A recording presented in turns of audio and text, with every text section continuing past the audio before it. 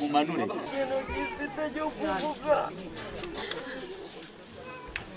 Ibiri maranye na muzehe. Magana 933. Be guheranwa n'umubabaro. Mana yacu nziza, turagushimiye kuko uri Imana igira neza. Turagushimiye kuko ari we waturemye ukatubeshaho. Mwami Imana yacu, ubwo mu buhanga bwawe bukomeye. Ni ibanga ryawe rikomeye ryo kurema umwana w'umuntu kandi ukamurema umukunze ukamutandukanya n'ibindi binyabuzima byose bibaho, kuko umaze kurema byose wagira inama uravuga ndeme umuntu usa nanjye usa natwe. Mu Mana bwawe rero urema umuntu kandi urangije umutandukanya n'ibinyabuzima byose umuhumekeramo umwuka wawe wera.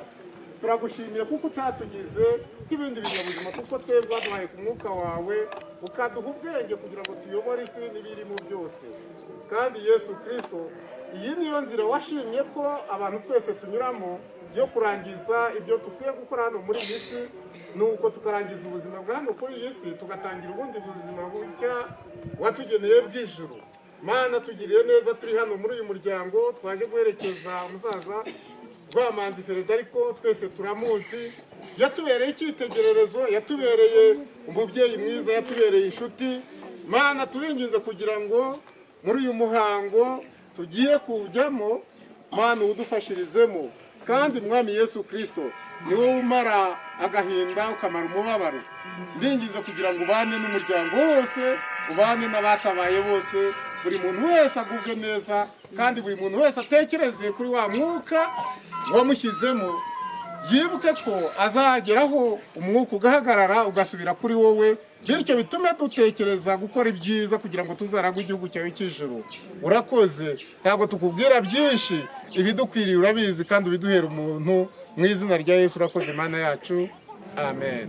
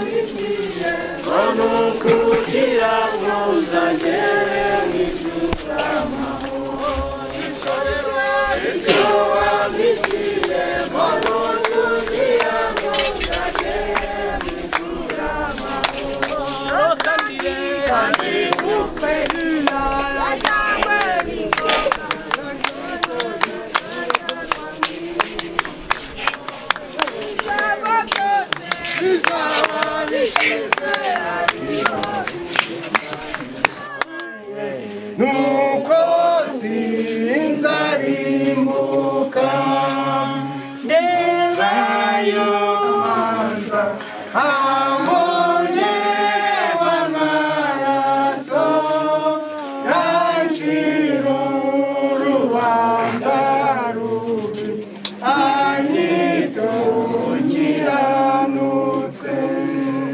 Yaracunguye ngo mpuwe niko kunyishingira, ubwo ndapfa singipfuye, yera Yesu turumwe.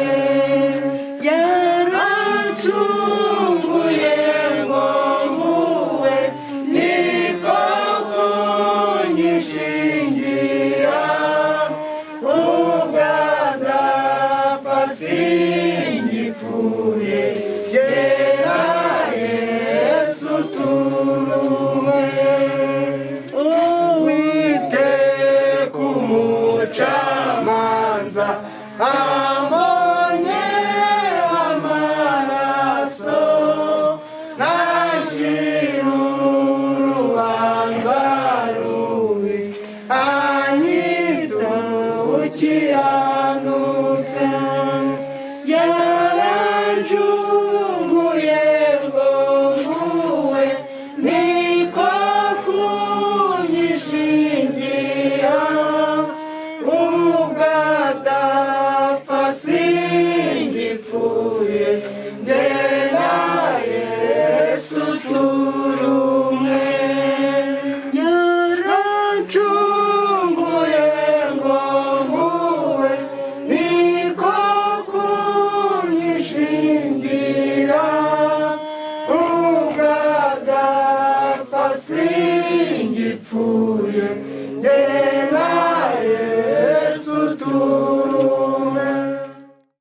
icyubahiro kubw'uyu mwanya tubonye wo kugira ngo tubane natwe wo guherekeza uyu musaza.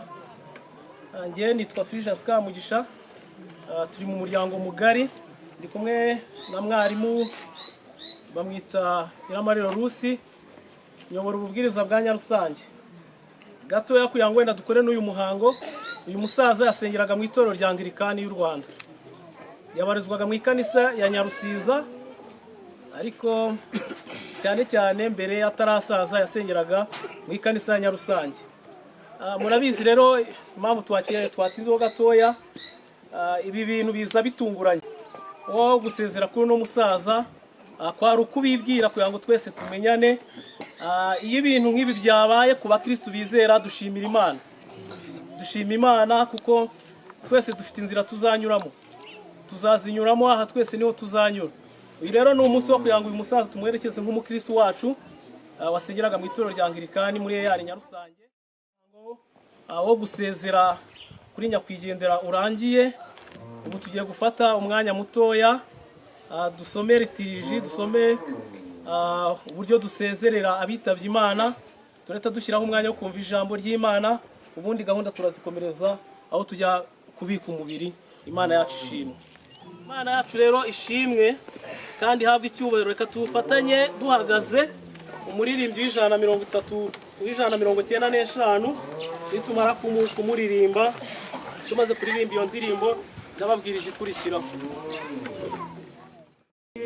Nizemera kw'ibirenge byawe biteguza, ikurinda ntabwihunikira nisinzira. Imana irinda Abisirayeli, ihora iri maso ntisinzira. Imana rero, Imana irinda Abisirayeli, ihora iri maso ntisinzira. Imana niyo murinzi wawe wo kwizerwa, niyo gicucu cy'iburyo bwawe gihoraho. Ku manywa izuba ntirizakwica, nijoro ukwezi ntuzagutinya. Ku manywa izuba ntirizakwica, nijoro ukwezi ntuzagutinya. Imana yacu, Imana niyo ikurinda ibibi byose iteka. Imana nirinda ubugingo bwawe neza, izakurinda amajyanamaza, none no mu bihe bidashira. Izakurinda amajyanamaza, none no mu bihe bidashira. Yesu ashimwe. Uce bugufi, reka ufate umwanya mutoya kugira ngo tuze uburyo umwete batugezeho ubuhamya bwa nyakwigendera. Ndasaba umukuru w'umuryango adufashe uko mwabiteguye, begere hino baduhe ubuhamya. 933 uvuga ko yatabarutse afite imyaka 88. Yashakanye na Nyirabahutu Anastasie, ariwe mama utubyara. Babyaranye abana 9, turi abahungu 5 n'abakobwa 4. Abana bose turiho kandi hasigaye umwe utarashaka, abandi twese turubatse.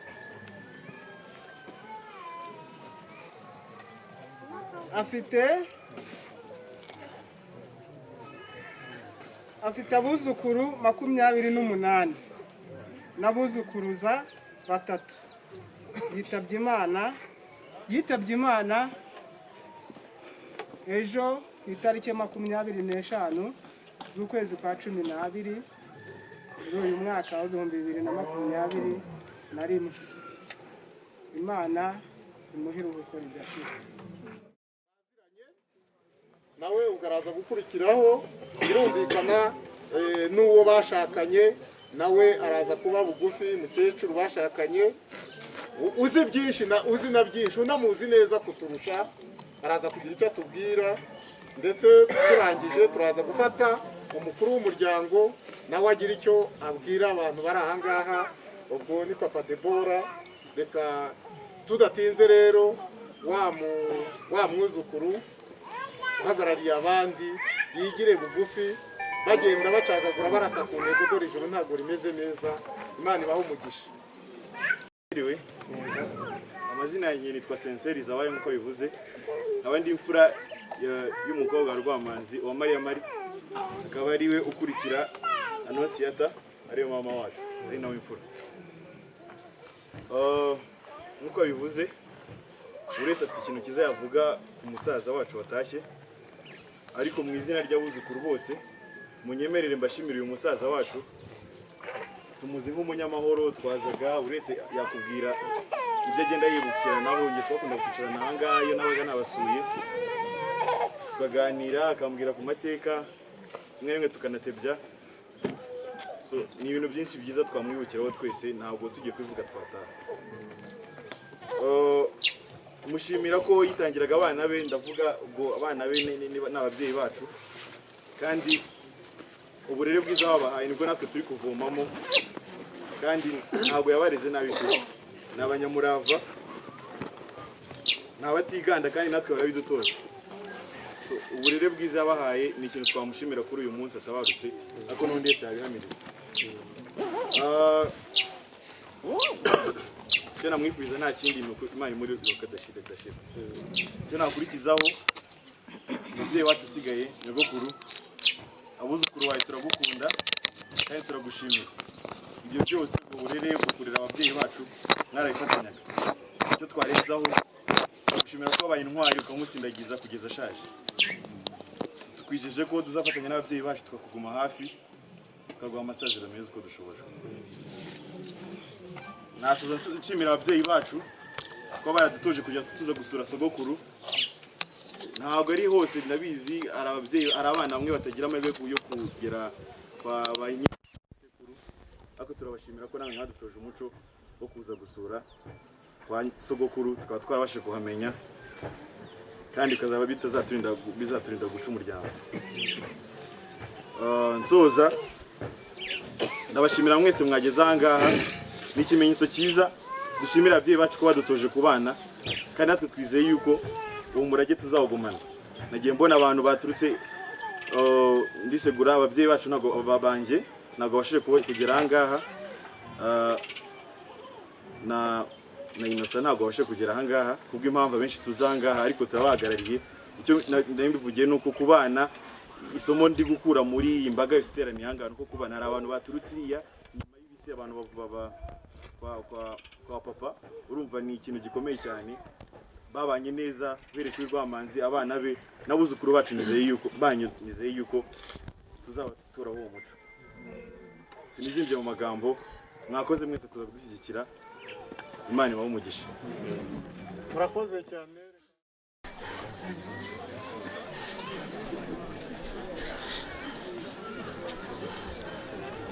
Nta kintu gifite cyo kuvuga.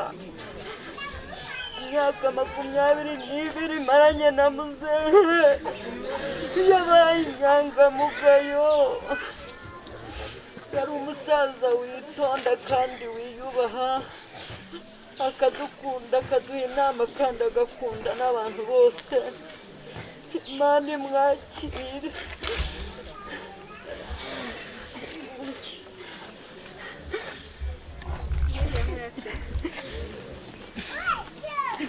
Icyambere mbanza kuvuga ni ugushima Imana yuko itwaye uyu musaza atanduranije.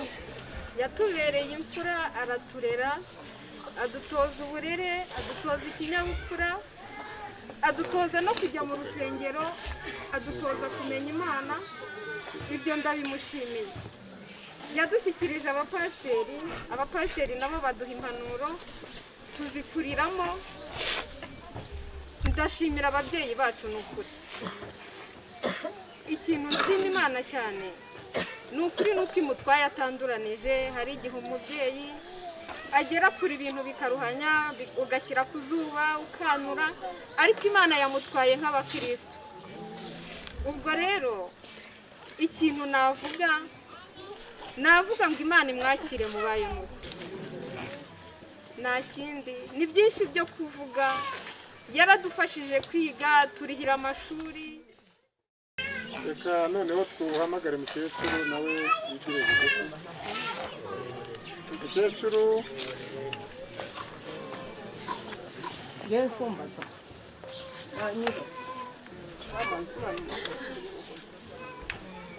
iruhukire. Yavuze ngo Rwamanzi mu iruhuko ridashira, nta kindi, babanye neza, nta kindi, genda wiruhukire. Reka twumve umuturanyi wa bugufi, babanye bateranye agapira, igihe kikagera bagashaka bakagumya bakabana. Reka twumve umusaza yambaye gakeya nawe agire icyo atubwira.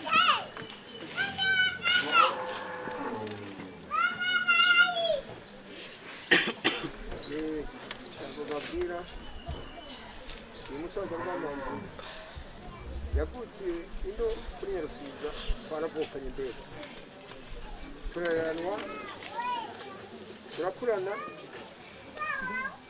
arashaka yubaka urugo, nanjye rwubatse.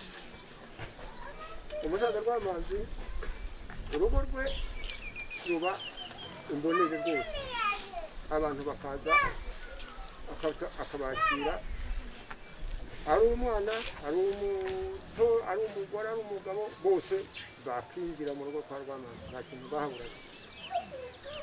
Rwamanzi nkatwe twubatse ingo, waba wateye nk'amahane n'umugore ukazagira uriya musaza ukajya kumugisha inama, Rwamanzi akaza ukamubwira, akakugira inama zo kubaka, inama zo gukunda, inama zo kuva mu matiku. Uyu musaza Rwamanzi rwose atashye nta ribi ku bantu bose bo hirya no hino, uru rugo rwa Rwamanzi bose barahazi. Rwamanzi Imana iramufasha, arera utwana babyaye, aturera neza. Yesu aramubwira ati musaza wawe azazuka. Marita aramubwira ati nzi yuko azazuka mu muzuko wo ku munsi w'imperuka. Yesu aramubwira ati nijye kuzuka n'ubugingo, unyizera naho yaba yarapfuye azabaho, kandi umuntu wese ukiriho unyizera ntazapfa iteka ryose. Mbese wizeye ibyo? Aramusubiza ati ye databuja, nizeye yuko uri Kristo umwana w'Imana ukwiriye kuza mu isi. Mwakire neza ijambo ry'Imana. Mana idufashe cyane. Yesu yari inshuti ya Lazaro na Marita na Mariya bashiki be. Lazaro aza kurwara, arwaye babibwira Yesu ko inshuti ye yarwaye, ariko Yesu asa n'ubyirengagije, ariko atari uko amwanze, abamwihoreye arasibira yandwariza kugeza ubwo imwamwica burundu. Amaze gupfa, Yesu aravuga ati dukwiriye kujya kureba Lazaro. Intumwa zari zigenda zimubwira ngo wikwirirwa ugira naho ujya, n'ubundi byararangiye. Lazaro yarapfuye, ariko Yesu arahatiriza, aravuga ati nimuze tugende. Ntabwo murizera, muze tugende. Baragenda, bakigera ku irembo bahura na Marita, aje kumubwira ko inshuti ye nyine byarangiye kuko yarasibiye kabiri mu gituro. Arangije Yesu abwira Marita aramubwira ati nijye kuzuka n'ubugingo, unyizera naho yaba yarapfuye azabaho. Aramubwira ngo ese ntabwo wizeye? arangije aramusubiza ati ye ndizeye. Buriya nagira ngo mbabwire ko ibi byose bibaho ntabwo Imana biba biyitunguye. Twebwe urupfu ruradutungura. Wa muntu wari inshuti yawe, wa muntu wari umuvandimwe, wa muntu wari umubyeyi, umwana, wajya kumva ngo birarangiye ukibaza ngo ariko bigenze bite. Ubundi ubwo bije bite. Ariko nyine nuko Uwiteka akora. Nuko abigenza mu kanya nk'ako guhumbya wakora uko ashaka, kuko we ngo ararakora, ku manywa arakora, nijoro agakora. Twebwe iyo dusinziriye we aba arimo akora. Niyo mpamvu utamenya igihe yakoreye. Wari igihe twebwe tuba twashyizweyo ariko we akaba ari maso, Uwiteka akaba ari maso. Igihe ari maso rero twe twashyizweyo agenda akora. Agenda akora kandi akora icyo ashaka. Ntawe ushobora kumubaza ngo Uwiteka we ngo ubigenje ute. Ntawe ushobora kumubuza ngo yanga uyu munsi ntubigenze gutya. Akora icyo ashaka. Niyo mpamvu ibitubaho byose Yesu Kristo yavuze ngo mubibaho byose mujye muhora mushima, kuko nuko aba yabigenje nyine. Turatungurwa ariko Imana yo ntabwo igitungurwa. Buriya Uwiteka yarabizi neza ko uyu musaza ejo azaba yasinziriye.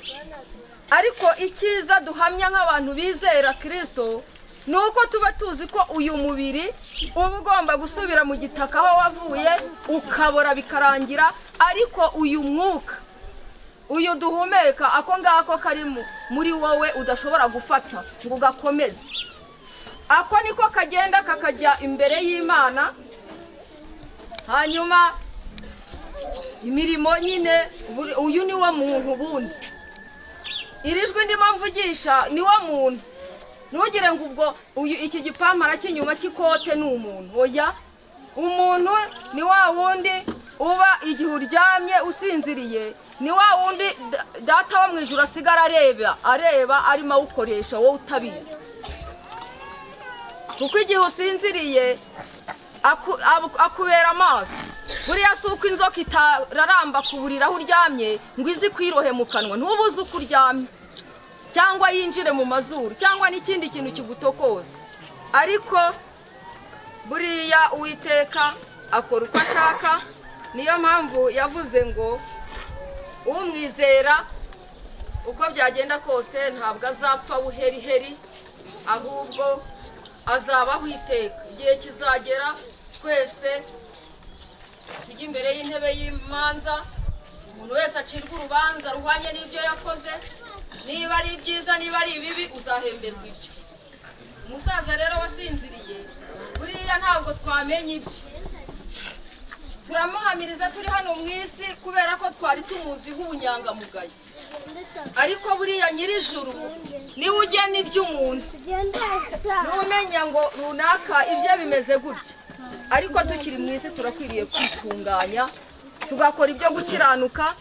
Abo mu isi bakatubonaho imirimo myiza, buriya no mu ijuru nabo bakwiriye kutubonaho imirimo myiza. Ntabwo rero umusaza kuba yatuvuyemo ari uko Uwiteka atwanze, ni inshuti ye yijyaniye. Nawe ejo uri umutumirwa, nanjye ndi umutumirwa. Twibuke cya gitekerezo cy'urupfu, uburyo rwigeze gusezerana n'umuntu. Umuntu akavuga ati warupfuwe rero dore ndabona utwara abandi. Uramenye jewe nujya kuntwara uzabanza unteguze, tuzabanze tubijyemo inama kuko turi inshuti.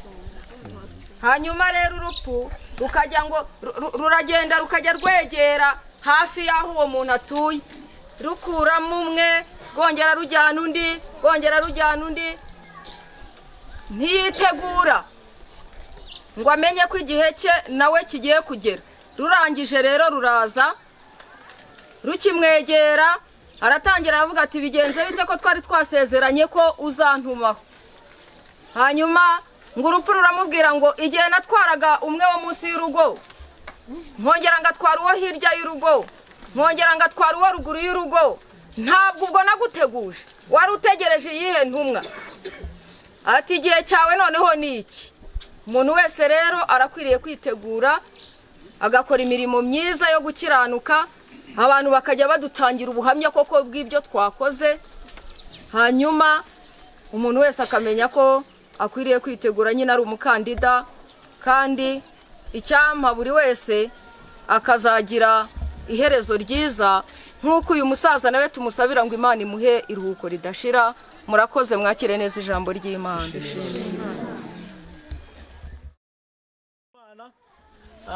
Hano buri muntu wese arakuramo inyigisho yiwe, cyane cyane tugendeye kuri uyu murongo wa 25 uvuga ngo Yesu aramubwira ati nigiye kuzuka n'ubugingo, unyizera naho yaba yarapfuye azabaho, kandi umuntu wese ukiriho unyizera ntazapfa iteka ryose. Mbese wizeye ibyo?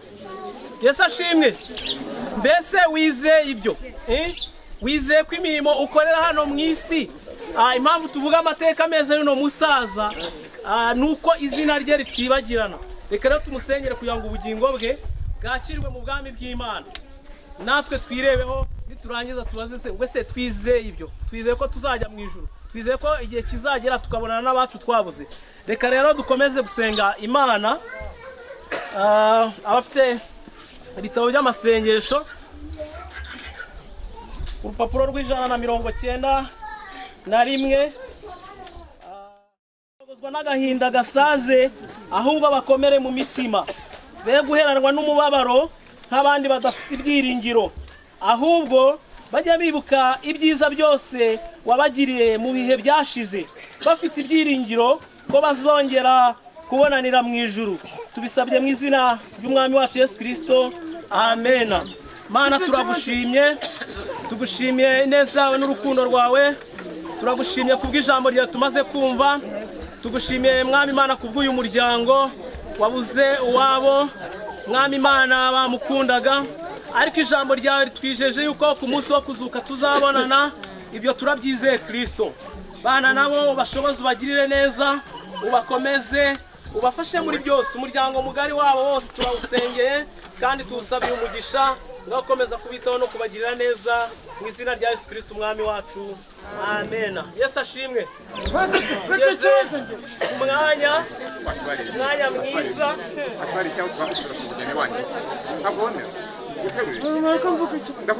Umusaza yankunda akamenyero cyo gutwara ibiti n'umwe abahutu. Uyu musaza agahita akura amafaranga mu ikoti, agahita akora akanama nkajya kuvunja. Yesu ashimwe. Arakoze cyane, turabizi, arakoze. Reka dufatanye tugiye kuririmbana, reka turirimbane indirimbo 46. turabikora dutanga ituro dutanga n'ibyo gufasha umuryango, kuko urabona turi mu bihe byo kugira ngo bagume ku kiriyo, kugira ngo tubone ukuntu dukomeza gukora iyo mihango. Ni ituro, ntabwo ari iryo gufasha umuryango. Bakunda kuvuga ko ari peteroli, ariko ibyo byose reka dutange iryo turo, batwegereze hino ibyo turishyiramo kugira ngo dushyigikire uno muryango, bakomeze nabo kugubwa neza. Imana yacu ishimwe. Turabikora duhagaze twese turirimba indirimbo ya 46 n'eshanu, indirimbo z'agakiza.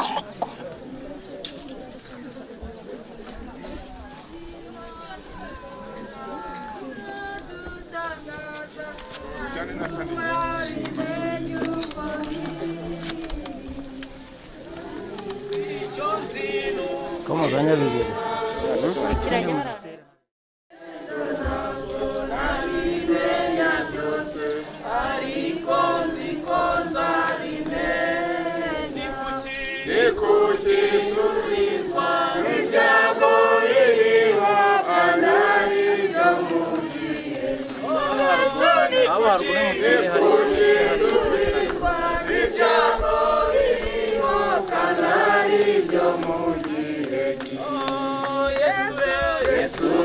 Kufika magari ibihumbi harimo n'iryo wangeneye, iryo wambikiye ngo kugira ngo nzagere mu ijuru amahoro. Iryo wambikiye ngo kugira ngo nzagere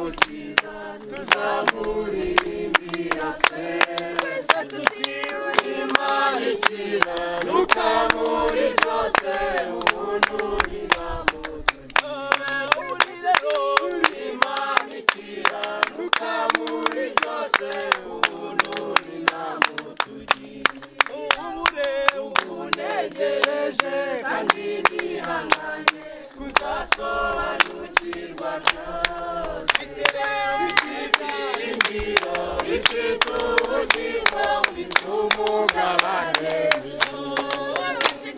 ibyiringiro bifite ubugingo bifite umugabane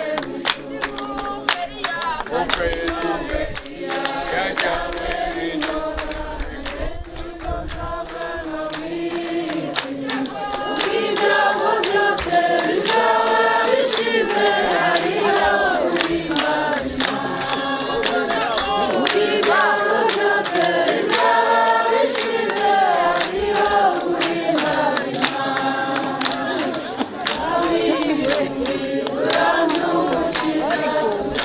tuzamuhimbira twese ubimarikira muri byose umuntu binamutugiye ubimarikira muri byose umuntu binamutugiye unejeje kandi nihanganye kuzasobanukirwa byose ibyiringiro bifite ubugingo bifite umugabane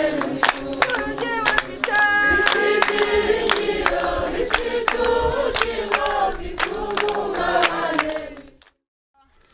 Imana ishobora byose, Imana igira neza, Imana itwitaho. Turasenze kubw'uyu muryango mwami Imana wabuze uwabo, ubakomeze ubagirire neza. Umukecuru usigaye mwami Imana umukomeze, komeza kubana nabo rero, komeze kubagirira neza. Duhagurutse aha ngaha mwami Imana twerekeza ku irimbi aho tugiye kubika uyu mubiri, reka ubane natwe tugirire neza. Reka mwami Imana wigaragaze nk'Imana, reka mwami ibyo dutekereza twebwe nk'abana b'abantu ibyo bikurweho, ahubwo izina ryawe rihabwa icyubahiro.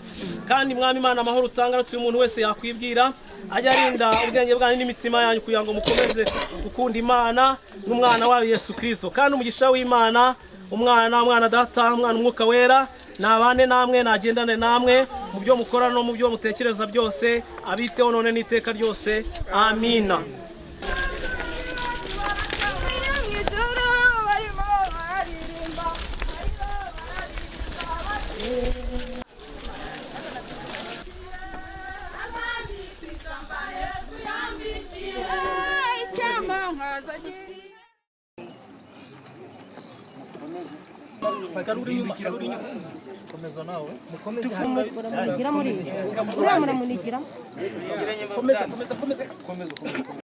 Kujyana uwayo mwene data Rwamanzi Frederico, uyu ukundwa utashye, nicyo gitumye dushyira umubiri we mu butaka,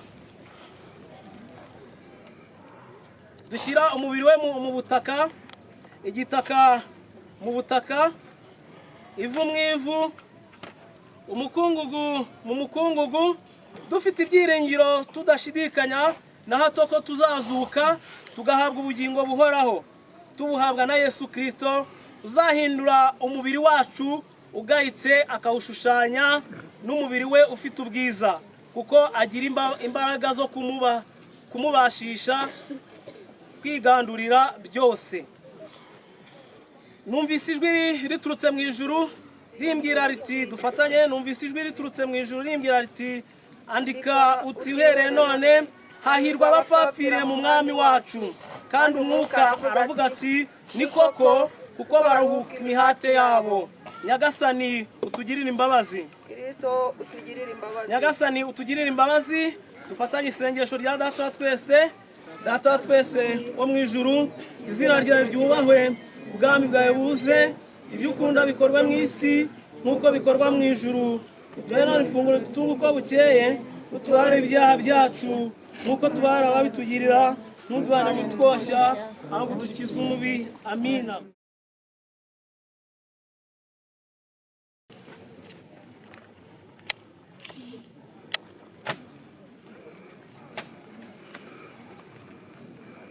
N'abandi muri aho ngaho mushobora gufataho mugasezera nta kibazo.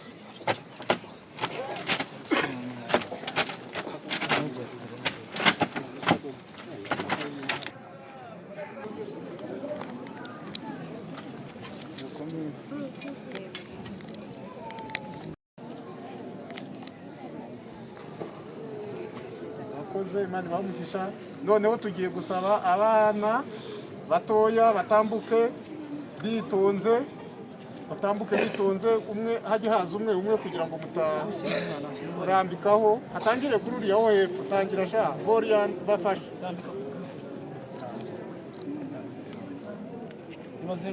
Bazengurutse.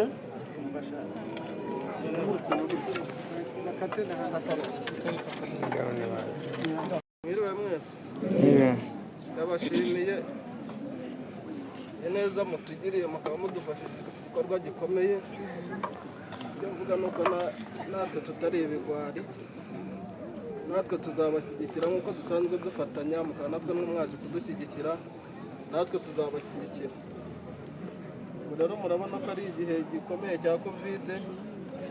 Icyo nongeraho ni uko kimwe arakibabwiye, ikindi ni uko tubirangiriza rimwe tugahita dukura ikiriyo, tutazi iby'igihe kiri imbere uko kimeze.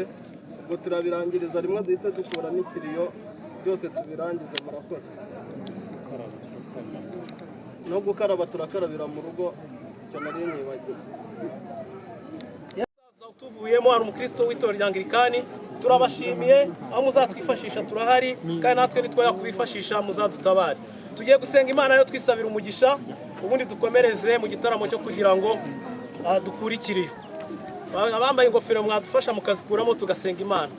Imana nziza, Imana ishobora byose, Imana igira neza, Imana yaturemye ituzi neza, idusobanukiwe.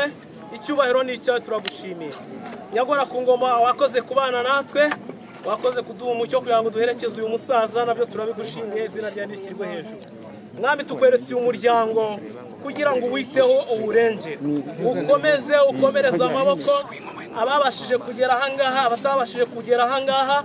Mwami Imana, turabakweretse kugira ngo ubahumurize aho bari, kandi Mwami Imana abaje ahangaha kugira ngo baherekeze uyu musaza, nubakomeze ubaha umugisha. Kandi amahoro Imana itanga n'umuntu umuntu wese yakwibwira, ajya arinda imitima yanyu n'ubwenge bwanyu, kugira ngo murusheho mukomeze gukunda Imana no gukorera umwami wacu Yesu Kristo.